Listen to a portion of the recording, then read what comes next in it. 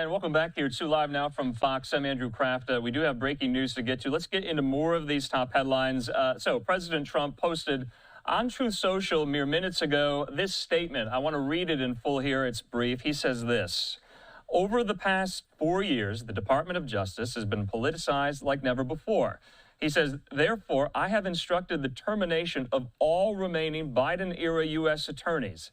He says we must clean house immediately and restore confidence. America's golden age must have a fair justice system. And he says that begins today. So the Justice Department, according to Reuters, did not immediately respond to a request for comment. Last week, the White House sent termination notices to several U.S. attorneys around the country who had been appointed by President Biden.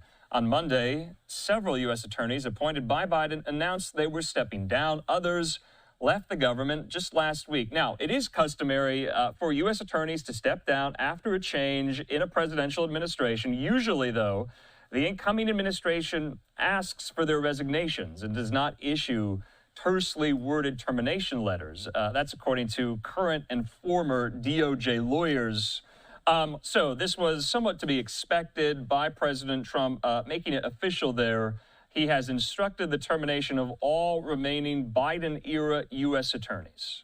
Now, remember, before Trump was sworn in January 20th, in one of the biggest jurisdictions, that's the Southern District of New York, then U.S. attorney there, Damian Williams was his name. He announced his resignation and that he would be leaving the office before something like this took place. And remember, his tapped successor in that very office, Danielle Sassoon, she resigned her post last Thursday over this memo drafted by attorneys at the DOJ, including Emile Beauvais, to ask a federal judge to dismiss the indictment against New York City Mayor Eric Adams. So it's interesting how a lot of these stories are interrelated and linked. Of course, we wanted to make sure we got this on your radar.